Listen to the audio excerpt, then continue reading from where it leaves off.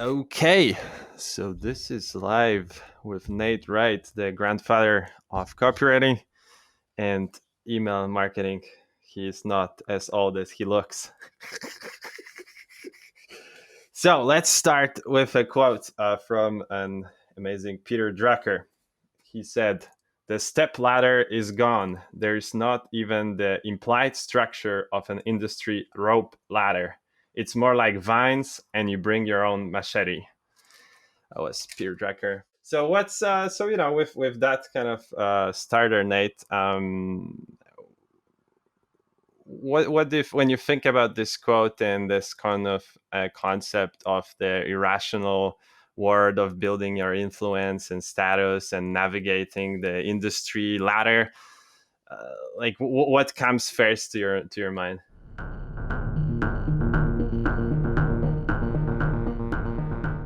I think having clarity of where you want to go is something that I earlier on in my career and working with clients and consulting was something that I looked at a lot because it's going to be, it isn't necessarily a straight path, but the path can be mapped. So, uh,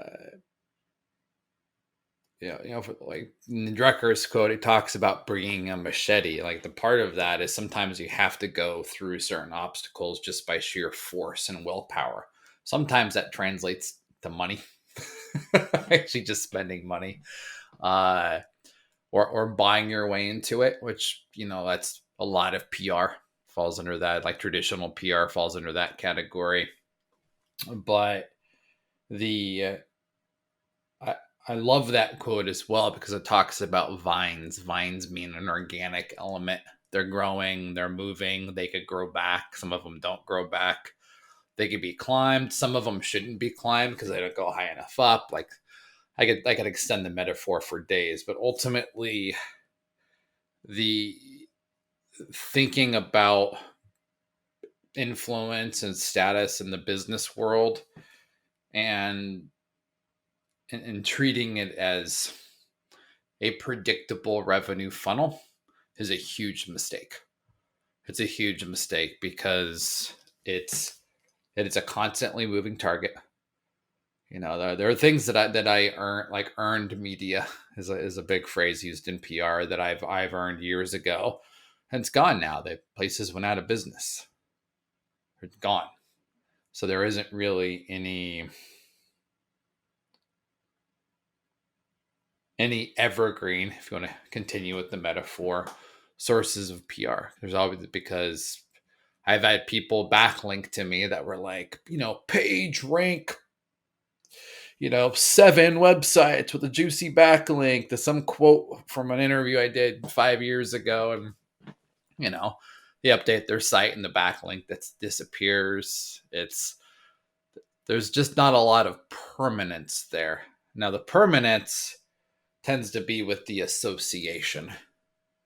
It tends to be with who you're associating with. And that's also part of the organic game, because there are people that I've associated with in the past professionally that have fallen from grace, either because they fucked up, uh, or their business model got kind of douchey, or they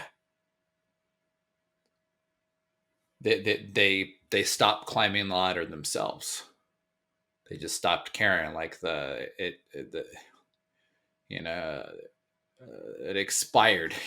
There's a shelf life on some of these things. We always want evergreen, but that's a fallacy. We could get stuff that lasts longer. We could get press and stuff that there's a likelihood or a probability, if it's unpaid, you know uh, status build stuff, it could last a while. But for the most part, it's a moving target, and that's why, looping back to it, having a clarity of where you want to go, what tree you want to climb. I mean, you can't climb multiple trees at once.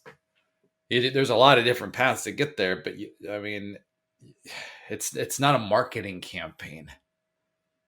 It's influence building, which means you need to. It's very much focused on the person, not the brand or the business. So is this person elevated, has climbed the tree, has scrambled through the jungle and climbed the tree and is able to have a higher level of status, or perhaps just a better perspective on something. There's people that I follow that and I respect that aren't that big of a deal. Like they've never been published in a big magazine. They've never been quoted anywhere. They've not written any thought leadership articles, or they've never been interviewed on a podcast, but their lofty perch, the tree that they sit atop, may just have a perspective or of a view that no one else has, like a very unique, like I just talked to someone the other day who spends a lot of time in kind of corporate training, and that gives him a lot of access to the executive suite. So he actually gets to hear what CEOs are saying. And even though this particular person isn't a big deal, it's that type of influence, though not public. Me forging a relationship with him is going to give me insight that I cannot get anywhere else. So there's different. That's why the clarity is so important. Like for me right now, I have, my clear path of what I want to do with status and influence is I want to be on the top of the email marketing pyramid, right? I want to be on the top of that mountain. I want to own that and make it very difficult for any of my competitors to climb up next to me. And I've got a ways to go. If I actually mapped out like, there's not a lot of there's just running with the vine metaphor again. There's not a lot of thickets or thorns or anything keeping my competitors from leapfrogging. I just had one of my own folks. Oh yeah, I totally met Neville Medora from the copywriting course and all that, and I'm like, he was really excited about it, and I was really like heartbroken. I'm like like when did Neville started doing stuff again? And I wasn't even paying attention, and now he's like out and he's working it now. He's out there doing webinars and courses again, and he's more public now. And now he is legitimately a really good email copywriter, and it bothers me he's doing better than me. And so having that clear vision, though, that this is someone that I might need to find a different tree to climb, because they may not be possible or practical for me to be able to overshadow him. Seems like a really cool dude. I should probably become friends with him, but from a status perspective, if I want that number one spot, I might have to grab a different vine or cut his. But then the goal is, like, let's say your goal could be to become the number one. Mm-hmm. But then, like, the overarching theme for me, it seems like, based on our conversations, and even you were talking just now, it seems like a great, let's say, analogy to what influence building is like. It's kind of very much a relationship building game in a way, right? Yep. It's like, because relationships are what enable you to have this access, and for example, you didn't have those relationships. Now you have, and you continue to build them. You have some like really notable ones, like with let's say Oren Klaff back in the day, and with Pitch Anything, or with Mailshake now, who are like a big tool. But I think it wasn't like that for you always, right? Like you didn't see this path so clearly, because now in your head you're able to like look at it and map it out. So I think I'm curious, and I think other people would be curious of like, how was your experience like before with navigating all of this, and like what were like the most, I think, besides like having a clear goal, what were like the important lessons and this irrational path, like how did you figure it out? And then now come to this end point where it's like we actually have this voodoo influence, which is taking care of that, of like navigating this. But you know, it was a path, and like you've been in business for 12 years, so Yeah. it's One of our old taglines of our business, we used to be called Small Biz Triage. It wasn't a great brand name, but it carried us for like 8 years, I think, roughly, before we pivoted and like doubled down on email. The tagline was relentlessly useful. Relentlessly useful. So that's something that when I was able to, recruit mentors who helped me illuminate the path a bit, or I reached out to people like Warren Claff and I was like, hey, you got a deliverability problem. I'm happy to help you fix that. I love your stuff. I'm a fan. And then he ended up inviting me onto a show and then workshops and a bunch of other projects after that. And I haven't worked with him in years. And that's an example of something that does have a shelf life. I imagine, if he ever updates his pitch mastery programs, there might be some of my stuff might get axed because it's not relevant anymore, because there's some level of timeliness to that. That's why we refreshed all the Mailshake videos last year, because a lot of our advice wasn't relevant anymore, or people needed a, more intermediate to advanced level help because the email space has become flooded and confusing and harder. But ultimately, it just rooted down in just being useful. There was a bit of flattery involved too. I'm not going to lie, but it was true flattery. I was actually genuinely impressed by the people I reached out to. Anthony Honorino from the Sales Blog. He has been just remarkably generous with me over the years, to hopping on a video call with me. This is a guy that's probably a $1,000 an hour type coach, consultant person, right? Maybe more. And he helped me a lot. And even though I can't publicly associate with him, he did help me. He was one of my help guide me through some of the thornier parts of like building my business and building myself, my own status professionally. And he's certainly one that taught me clarity, like how important it was just to take a breath and say, look, okay, I've hit an obstacle here.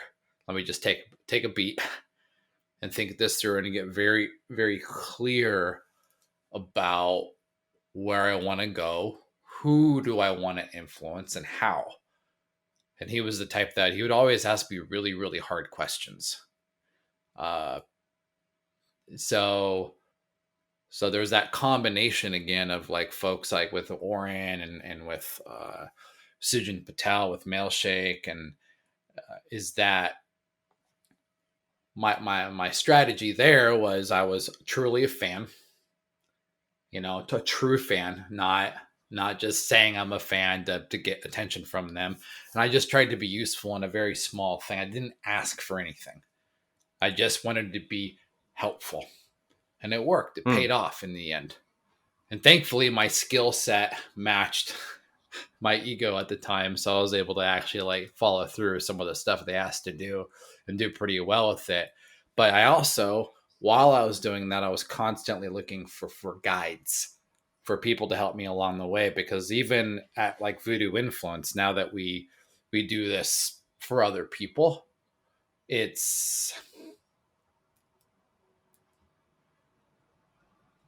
part of the targeting of that, like part of our strategy is finding people that may not have a big public profile, but likely have the ability to either help us get there faster, the secret route, the local shortcut, connect us directly, or just tell us what to avoid. Like I'm on calls a lot now, and people will, it's kind of like spy work. They'll share things about companies or industries or events or TV shows or press, and just all these different things that is like, oh crap, I will take podcasting, for example. Podcasting has become flooded, the podcast booking space.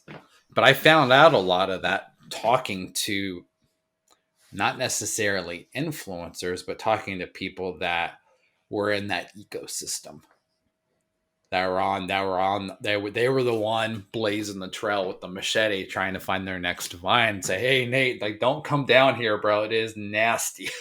I'm like, oh, okay, let's take a different route, like Bear Grylls style here, right? There's a lot of times on his show they'd be like, well, that didn't work.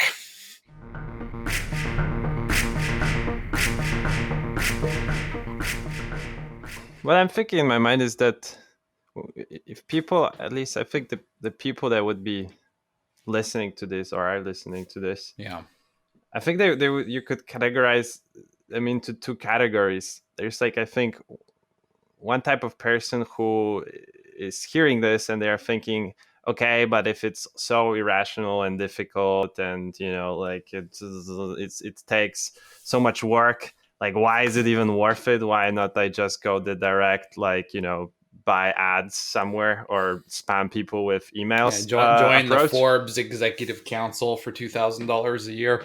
Yeah, or buy like PR for whatever $1,000 to appear on Forbes, as you said. Or then there's the second group, which I think is now more like, okay, I understand the point, but I understand that I need to become a thought leader or like an influencer. That's there.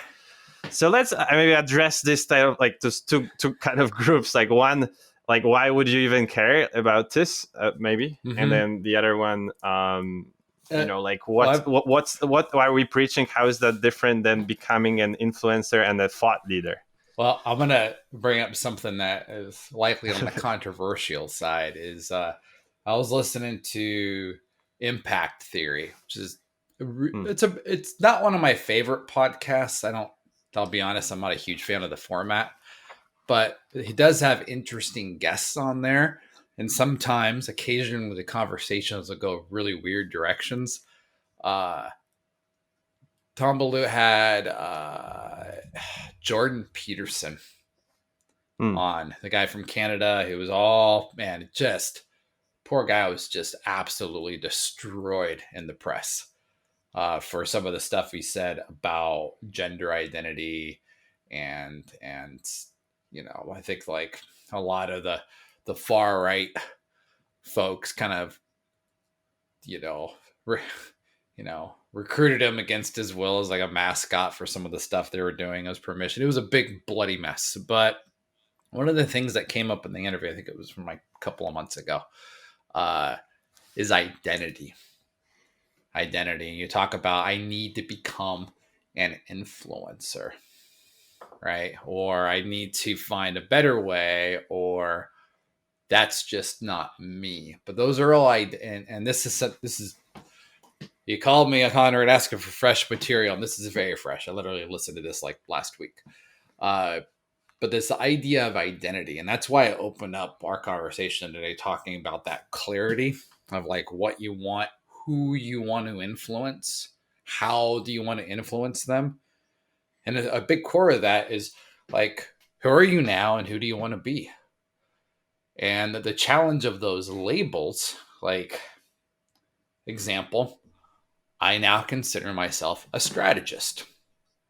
A year ago, and the year before that, and the year before that, I fucking hated being called that because it just, to me, sounded like someone that offered ideas but no actual solutions. It sounded like bullshit. I didn't want my identity, my public identity, to be associated with charlatans. That was close to coach. Yes, right? And I have people that hire me for coaching. I just had someone this morning hire me for strategy.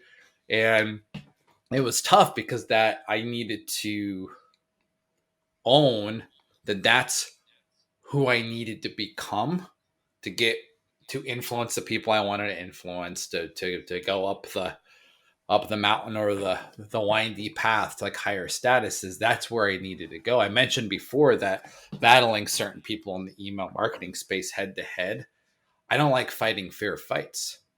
I mean, so much of Sun Tzu was about about avoiding a fair fight. Like if it's a fair fight, you'll walk away. That's not how you win. And for me, I realized that there's always going to be new writers. There's always going to be people, new writers, new technologies. I mean, I don't know how if you've seen any of this stuff, Connor, but some of this automations and AIs that could write emails. Yeah. Like, and it freaks me out a little bit. It does, but that is part of me. You know, the organic nature of this is like, okay, why is it that my emails do well? Why do people keep hiring me? Why do people keep hiring me even when emails don't do well? So you start like going down this rabbit hole, and are they hiring me because of me? Are they hiring my company? Are they impressed by the team? You start going down this rabbit hole of how do people actually see you? How do they feel about you? What do they consider you and label you? And it's, some people consider me more of a professor, more of a teacher. And I have had people call me that. I've had people call me a growth hacker, which super grosses me out, but I do know a lot about it and have done a lot of that. I'm, to be honest, mediocre at best. If you actually look at the results and my stats on that, like reality says something else. And that's something that, kind of looping back to the irrational piece, like with identity, is that identity is changeable. How we identify is changeable. And that's why that Jordan Peterson interview kind of like really shook me a bit. Is he tied this idea of identity and entitlement? So if I become a business influencer, does that come with any benefits? Does that come with any entitlements? And then the answer is no, it does not. So just because you have the label, just because you have the ranking, just because you have the press, doesn't mean that you're entitled to call yourself that and have people believe that. And that's the challenge, is that, well, I am an Instagram influencer. It's like, okay, so you are really good at social media, got a good camera, you probably look pretty hot, and or have hot friends, and you're putting out content and you sell ads and sponsorships against it. Okay, you're an Instagram influencer. And that's categorical. That is an established, publicly recognized thing. And business, in the B2B space especially, people aren't saying, hey, I am a business influencer. They'll call themselves thought leaders, but that is a baseless bullshit statement because it isn't publicly accepted. There is no public buying that. Hey, the World Symposium of B2B, like the Oxford English Dictionary of B2B, you'll see that word pop up a lot, but the label doesn't carry any meaning. There's no meaning attached to it. And that's why this whole space is so irrational when you're mapping out influence and what it is that you want. And that's why I had to shift to strategy, is because that's a part of my identity that I always exercise, because the identity is shaped by behavior, not by what you think of yourself. That's more aspirational. Your actual identity in business is shaped by your behavior. What do you do privately? What do you do publicly? And what impact does that have? But mainly about like behavior. How people perceive you, right? Like that was because I also watched those interviews, and the way I understood it is like, you cannot just like, I mean, you can name yourself or label yourself, but as long as it's just in your head, then it doesn't really matter. It's what others perceive you as. Like if others label you as a dick, then you are a dick. Like, even though in your head you are you think you are a good person, because it's like, yeah, no, absolutely, no, I absolutely agree. It's beyond perception. That's one of the reasons why and that's one of the irrational aspects to it, because I've had people call me an asshole, bad cop. You call me grandpa and old man because I am pretty old for being a marketer. right? To be attached to that label anymore. I've got people, and I've got all these different labels, but for me to, my behavior, my actual actions and my choices with my business, how I help my clients, what I started doing, what I stopped doing, was aligned with what people would consider a strategist. So I had to choose, say, okay, I'm just going to own it. I'm going to slap it up on my LinkedIn profile. Let's make it official. We're LinkedIn official now. And say, yes, I'm also a strategist, because that is a publicly, in the spaces that I care about. Now, that and the spaces that I used to care about, which was in small businesses, startups, still has negative and positive stigmas attached to it. And the space that I'm going now, trying to go work with bigger businesses, go into deeper waters, and frankly, more challenging spaces. Like some of the projects I'm working on now are fucking hard. Like I'm working with smart people who also in their own right. I had a kickoff call yesterday, someone who actually is a high level strategist. That's part of what he sells. And like, just hearing them talk, I was like, oh my God, like, whoo, like I'm going to learn a lot here. And it keeps me on my toes a bit. And that's the only way that I'm going to get strong enough to climb a ladder where it's maybe less email marketing and more B2B strategy and messaging. That another tree. I chose a different vine to climb because I don't want to fight a fair fight. And I think I could probably overshadow email marketers if I could climb this harder, longer vine. And it is scarier because like there are some ballers that are going to be elbowing me out of the way on the way up that thing. It's not going to be a pretty, thing. And I'm going to do what I can while climbing up to try to find other ways and, doing some Tarzan shit to see who I can bounce around. And some folks, it's going to have to be a bare knuckle fight. And I'm okay with that now. But circling back to that identity piece and why I think Jordan Peterson, his thinking around how he thinks about it, I think is really useful, is because someone says, hey, I want higher status in my industry. I am a chemical engineer and I want to be recognized as the top chemical engineer in the US. That's a very clear goal. Is chemical engineer the right identity for that goal? Is the job title enough? So that what that does is that forces you to start thinking about what you mentioned, perception. Like, are people going to care? Okay, like he's a really smart engineer. Okay, so what? No, if he's going to be a thought leader, that's another like label, which I really loathe. Like, what does that mean for a chemical engineer? Who cares? Who does he want to care?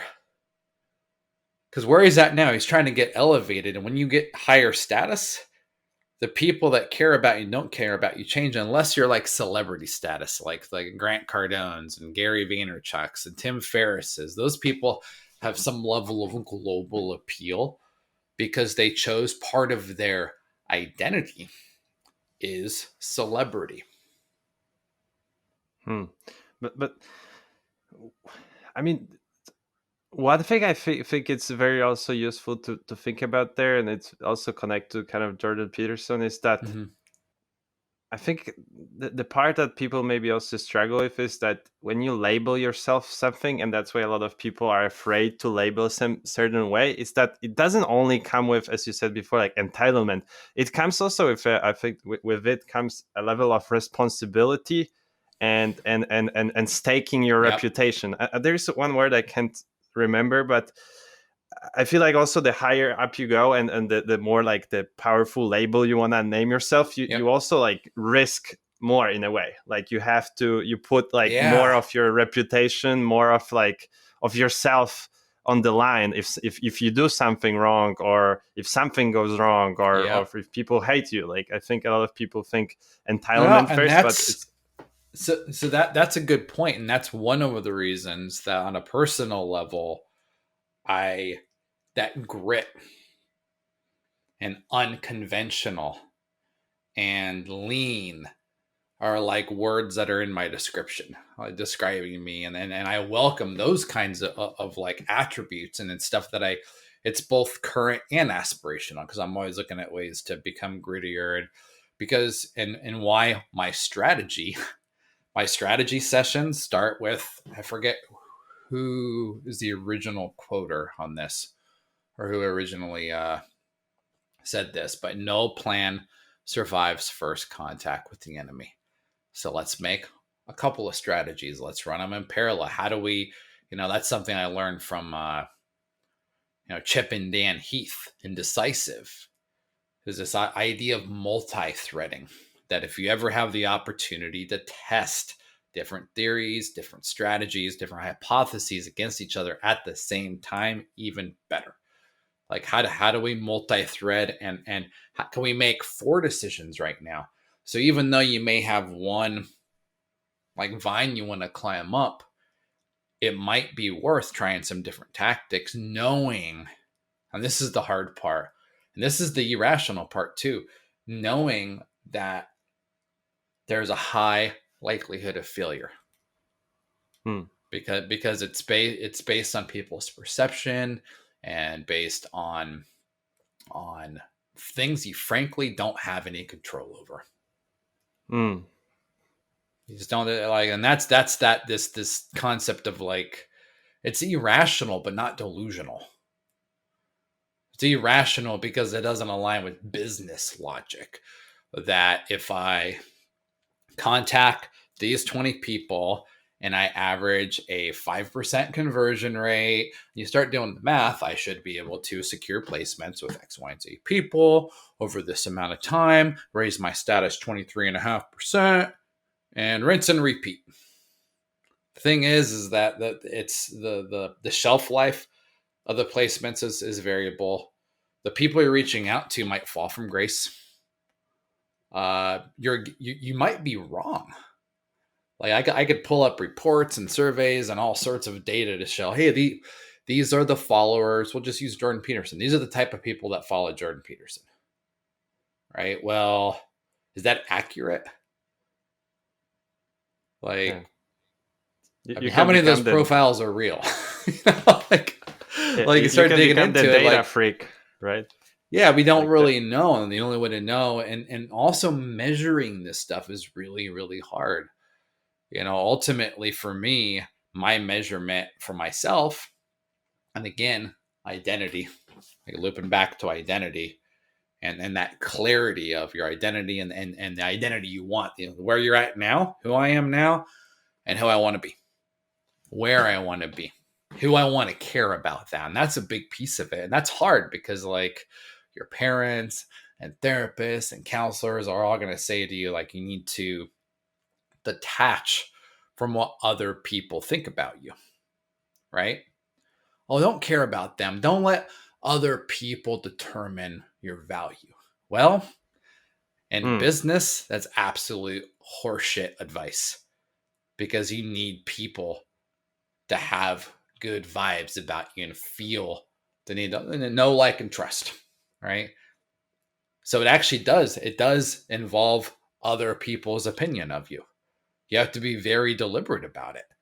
And that's something that I hate. And I'm like, I don't give a shit what they think. Actually, I really do. I want these people to like me. And that's hard. That is hard for me to say out loud that, like, I first started working with you in the beginning. Like we had a lot of like, we're reading a lot of the same books, right? And we're trying to always one up each other with like, who's like reading the most sophisticated material. Like who's deepest in the weeds here.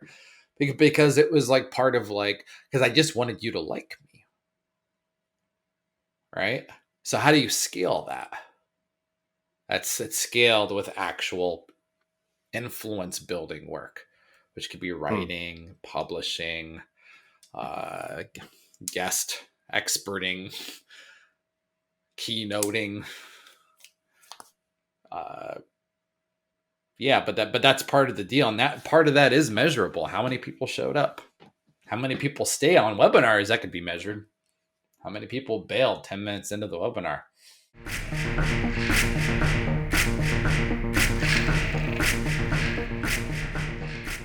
To continue that and just kind of dive into, I think we have the time for like last one big topic. I think because I wanted to dig into like the social versus business influence, and also like the status and influence, how they are like kind of interwoven. Yeah. So how to start that, I think there are two big things in business in general when I think about that, as far as possibly misconceptions and that kind of cloud the judgment as far as what we are talking about. I think one is the hierarchies and competence, meaning that I think a lot of people think that because you like there's two sides. There's people say like, oh, hierarchies are wrong in general, and like they are based on just some elite, someone was born somewhere. They're not at all based on like how good is someone at something.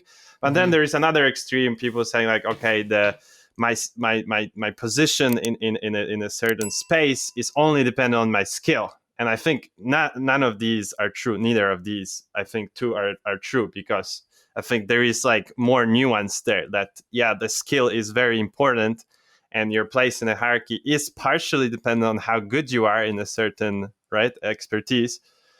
And connected with that is also what you were talking about. I think measuring is that, and that I think Rory Sutherland said it, that he said that a lot of us think that only what you can measure is real. and I think a lot of like businesses and people and in general fall into this trap now, that okay, like all of this we say is kind of sounds bullshit, because what we say, like a lot of it you can't really measure, and because you can't really measure it, it means it's bullshit. But I think there is also more nuance there, that you maybe you cannot measure this specifically, but it doesn't mean it's working, and doesn't mean you cannot look at if you are progressing.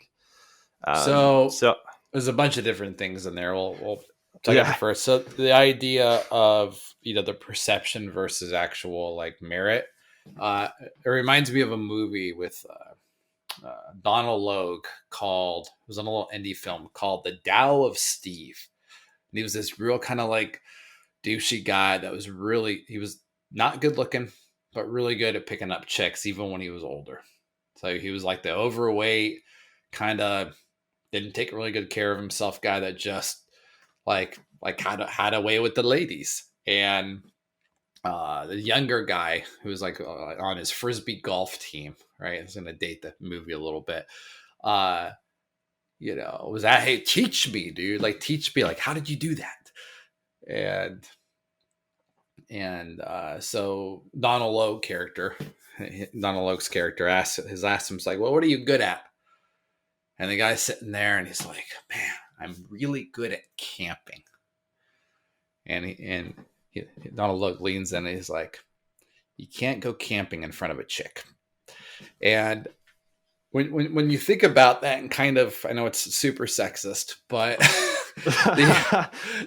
but when you start thinking about that, is like, voodoo influence, we talk a lot about, flexing your muscles publicly, right? So if there's any opportunity you have to actually do what you're good at, that competence, the merit, right? The meritocracy, something that what's the word I'm Ray Dalio? Yeah, Dalio talks a lot about that. If you want to do that, you need to find or create opportunities to do that publicly in front of the people that you want to impress. And you can look at things like cooking shows, like, and who are the big celebrities in cooking. And most of them end up getting involved in like competitions that are broadcast live. And they might be engineered, they might be rigged, but you could actually see the chef cooking in like a high pressure environment. And,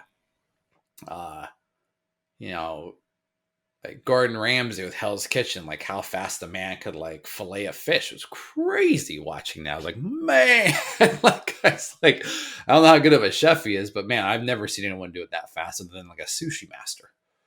or and actually getting a chance to see how fast they do. For me, I built up a lot of my status in the beginning because I'm able to write live. Someone can hand me something unscripted live, and I can tear it down and rewrite it in like 10 minutes. And the more I did that, the faster I got. There were a lot of times I straight up bombed at doing that in the beginning, but being able to show off that skill is important. And granted, I've got this strategy identity now, so I could easily, rapidly triage a problem and map out some different strategies, a direct path, an indirect path, and a voodoo path. We use that a lot. And our clients are starting to talk that way too, which is kind of cool. Like, I think we need more of the voodoo thing over here, Nate, which is awesome. The branding's working. I'm not very good at branding. So, I mean, people are starting to use it, but for me to climb up the ladder, that's the next step is, okay, how do I flex my strategic muscles in a public environment? And that makes it a little more difficult, just like it was with email, because it's going to have to take someone willing to share their intimate B2B business problem, B2B like outbound or sales or messaging problem with me to work on publicly. And do I want it to be about me, or do I want it to be about my team? And that's for me is kind of where I'm at now, is trying to find and explore opportunities to build that reputation, is that Nate surrounds himself with fucking ballers, like raw killer talent, people that just get it, that kind of like that, the Untouchables or Ocean's 11. I want to be Danny Ocean. I look nothing like George Clooney, but that's kind of that is aspirational for me, because he was a mastermind and he just surrounded himself with badasses. And that's part of the image I want, because I'm not going to be able to individually help all these people anymore, which is why moving forward, my influence work on a very personal level needs to include that team component. It's still about me. It's all about me and my ego and my identity and the people I'm trying to impress. But that's the shift that has to happen, is I need to explore opportunities where I get a chance to show off my team. And that. And when people say, if I said, "Oh, that sounds like brand awareness," maybe it is. The people that I'm trying to impress don't talk that way. That's a labeling again, right? And that's part of the exercise is sometimes just having a conversation with someone in the space, like this is the ecosystem or market or niche or vertical or whatever that I'm trying to gain some status in and be able to and leverage influence in. I mean, and that's one of the things we haven't talked about yet, is those are not interchangeable words. Status and influence are very different things. So in my case, status would be, would getting picked to run a workshop at like a B2B expo over my competitors. That's status. That means I'm a bigger deal. Bringing in bigger clients or harder projects or higher profile like efforts would be really good, right? But influence is what I do with that. So influence is that, okay, status is I've been chosen to moderate a panel of a bunch of like kind of B2B growth hackers, right? Because that's how these people talk. Influence is me being able to pick up my phone and call 2 or 3 people and say, hey, I want to throw a private, like an invite only event after the panel. And I want these badasses here. I want nothing but CEOs, and being able to make a couple of calls and have that room get filled in a day. That's influence. Like, I make a call and people will just show up. It's like probably Joe Rogan has like shitloads of influence. Yep. Even though he might not be the most like high status person, you would say, maybe. No, I know. Right? I mean, yeah, no, he does have high status. He's got a lot of businesses. You know, I have to always remind myself, like, Rogue Fitness is his it's his business too. Huh. No, and he has a lot of influential people around him, and you know, he has had the opportunity to, I mean, part of his identity, right? It is endurance. Like, Homeboy has done a lot of interviews, a lot of shows. I saw him. What was I watching? I was watching a clip from Warrior, that MMA movie with Tom Hardy and Nick Nolte.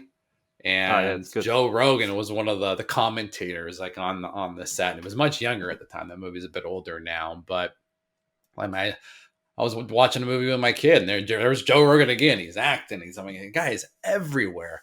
But he has done his level of comfort in an interview and format with tons, like a huge, broad spectrum of personalities and egos. He has people on his show that are like, I mean, fighters are one thing, but just monster, gigantor egos, and Joe Rogan's just able to just roll with it. And that's like, but the fact that he's done it for so long. Larry King, same thing. Yeah, Larry King. You know, he has that. Like, he won the endurance award. You know, I'm not sure if that's what my path is going to be. And for some of our clients, endurance is part of the deal. So in certain cases, we just need to give them a higher volume of those opportunities to flex their muscles publicly. Yeah, because what they say, it's like, no matter which like cheesy guide you read about, let's say, content or whatever related to content, the one keyword is always consistency. And I think the reason it's there, even though it's cliche in a way, if you really unpack it, it makes a lot of sense, because the way you build trust, even if like with your partner, like you want a girl and you want to marry her, like the way you prove it, like certain trust to her, is through consistency. Like, you show it up like every day for weeks, for months, you're always there. And we inherently, like, you love psychology, I think humans inherently like don't like to be consistent in a way. Like, we have this bias in a way to stay consistent to what we say, but also on the other side, we don't like to be consistent too much, right? Like, well, sometimes it gets boring. That's part of the thing, though, is that like, it may feel exciting. I remember last time I was on the podcast circuit, I was grinding out interviews like 2 to 3 a month, and I got bored really, really quickly, but I kept doing it. I got a little better at it. Like, as a interviewee, I'm not a great interviewee. You know, that's not, I think I say smart stuff sometimes, and sometimes ask hard questions, but that's not like my ideal environment. And I got bored on some of them. Like, the same questions, like, what do you do? How do we reach you? You know, I was like, just send me a goddamn email. I'm like the easiest person to find. Like, I've got like 8 email addresses. Any of them will work. Here's my phone number. Like, just call me. But this idea of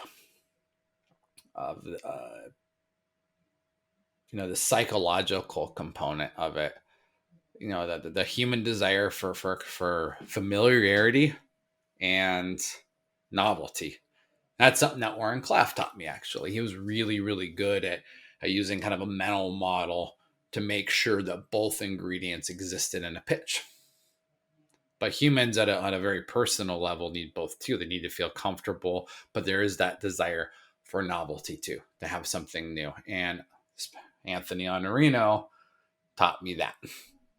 Even though I don't have any public association with him, I've had a chance to like get like some damn good free mentorship from the guy over the years. And boring gets results. Boring gets results. So a lot of the boring work, you know, fitness models, Britney Spears, heard about her fitness routine when she was, you know, touring. like 300, 500 crunches a day. Mike Tyson, 500 dips a day. Like, that's boring doing that many, but that's, on two opposite ends of the spectrum, that's what it took. And then in the business space, what does that look like? For me, what it needs to include is actually more handwritten cards. That's something I need to start doing because that's part of my aspirational. I want to be known as a person that would take that extra time to do things in an inefficient, non-automated way.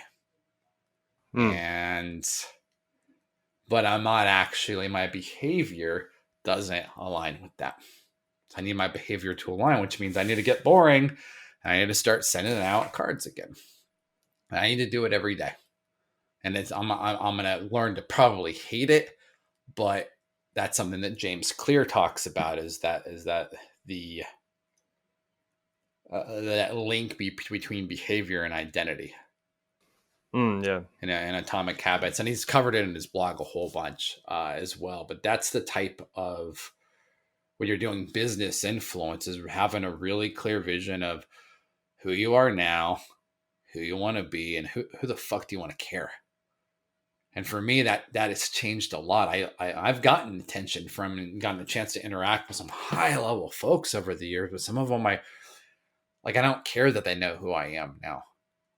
Like, I want, and not necessarily more. I'm at the stage now where I want different. And that's another challenge, is that with the pivot, I had to take a little dip. I had to go from being the boss and kind of, I had to go back down to not the bottom of the totem pole, but pretty low, because I jumped off the email marketing tree. And now I'm really doubling down on B2B and strategy and influence. And, how do we outbound focus stuff? There are some mighty competitors out there. So it's much harder. And I'm having to go through this, so that there was a price that I paid for that.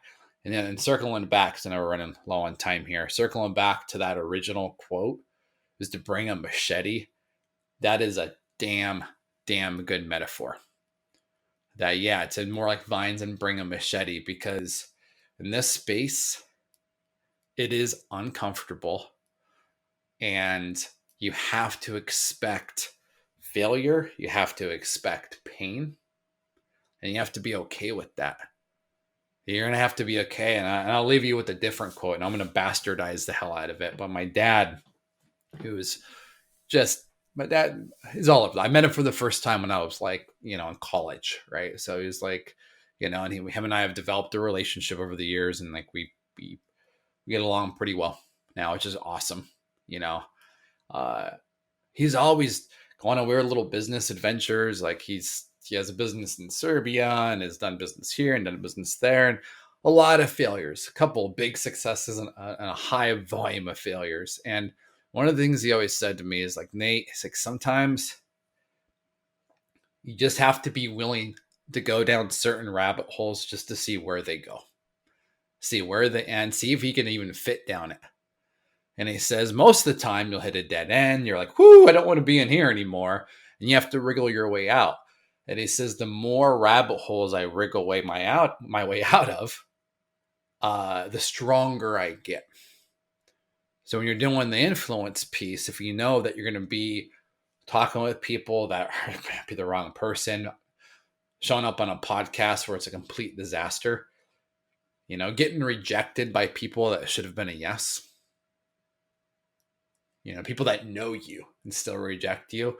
There's a lot of weird, uncomfortable, ugly emotions, and especially because it feels like an attack on your identity, which is a whole different topic. But the lesson there is that it builds some level of professional strength, right? And agility and plasticity, right?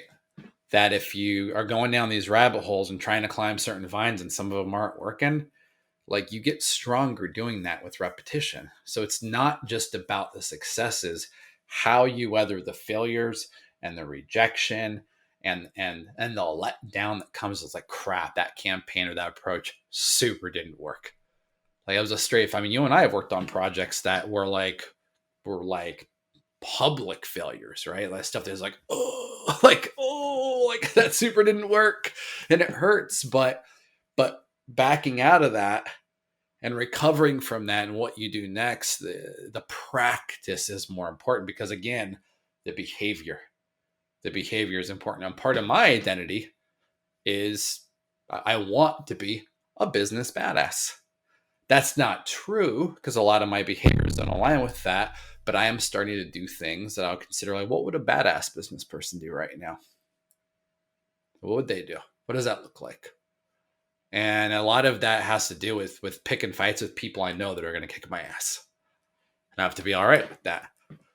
So, and it goes against, and that goes against the rationality of fighting a fair fight. Because sometimes you need to fight unfair fights to learn, just to see how it works.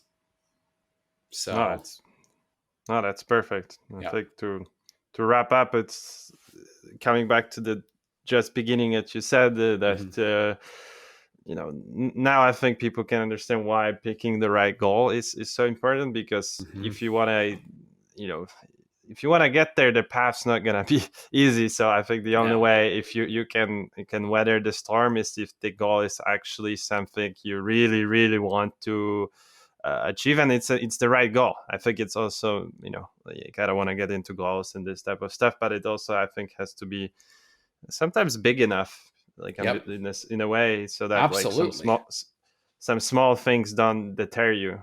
Like one failed interview, or something like that, or like you misspoke, or just rambled, man. I've been on interviews that were just unintelligible. Like this one, I've been trying to make like particular effort to like not ramble for more than like 15 minutes at a time. I don't think I succeeded. It wasn't from lack of trying, though. I tried.